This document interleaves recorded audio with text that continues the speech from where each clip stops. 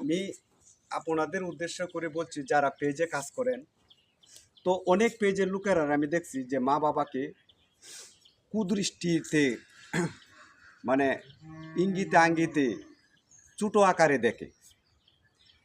তো তাদেরকে উদ্দেশ্য করে বলছি, মা বাবা এমন এক জিনিস, যদি আপনার মা বাবা না থাকে তখন বুঝবেন মা বাবা কী জিনিস যে। তো আসেন সকলে মিলেমিশে মাকে ভালোবাসি, বাবার পাশে দাঁড়াই, বাবাকে কাজে সহযোগিতা করি। তাহলেই মা বাবার প্রতি সন্তানের যে দায়িত্বটা, এটা পালন করা হবে। আর মা বাবার স্নেহ ভালোবাসা যে পাইবা, যে সবসময় পাইবা।